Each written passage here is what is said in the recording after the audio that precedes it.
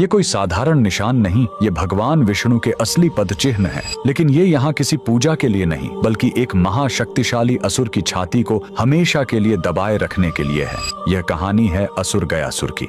लेकिन रुकिए, वह कोई पापी या दुष्ट राक्षस नहीं, बल्कि भगवान विष्णु का इतना बड़ा भक्त था कि उसने कठोर तपस्या करके भगवान ब्रह्मा से वरदान पा लिया। वरदान था, जो भी मुझे देख लेगा या छू लेगा उसे सीधे मोक्ष मिल जाएगा। यह वरदान इतना शक्तिशाली था कि हर पापी भी सीधे मोक्ष पाने लगा। स्वर्ग नर्क खाली हो गए और यमराज का काम ही बंद हो गया। जब प्रकृति का संतुलन बिगड़ा तो देवताओं ने एक दिव्य छल किया। उन्होंने गयासुर से उसकी पवित्र देह पर यज्ञ करने की अनुमति मांगी। जैसे ही गयासुर लेटा, वह हिलने लगा। तब ब्रह्मा जी ने मृत्यु के देवता यमराज को आदेश दिया कि वो अपने लोक से एक विशाल धर्मशिला लेकर आएं और गयासुर की देह पर रख दें।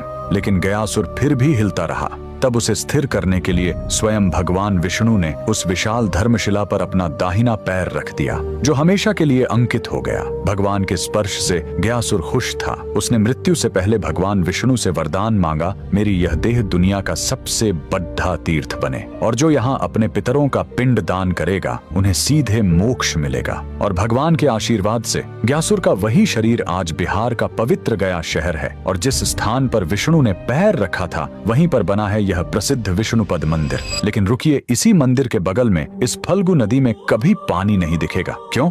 कहते हैं, जब भगवान राम और लक्ष्मण अपने पिता के पिंड दान की सामग्री लेने गए थे, तब राजा दशरथ की आत्मा स्वयं प्रकट हो गई और उन्होंने माता सीता से ही पिंड दान मांग लिया। तब सीता जी ने फल्गु नदी की रेत से ही पिंड बनाए। उनके हाथों में रेत भी अन्न के पिंड के बराबर हो गए और फल्गु नदी एक गाय और एक ब्राह्मण को गवाह बनाया। लेकिन जब राम जी लौटे तो उन्हें इस बात पर विश्वास नहीं हुआ कि बिना सामग्री के पिंड दान कैसे हो सकता है। और राम के अविश्वास को देखकर तीनों गवाह डर गए और झूठ बोल गए। तब क्रोधित होकर सीता जी ने तीनों को श्राप दे दिया और फल्गु नदी को श्राप मिला कि तुम हमेशा सतह के नीचे ही बहोगी। कमेंट में जय श्री विष्णु जरूर लिखें।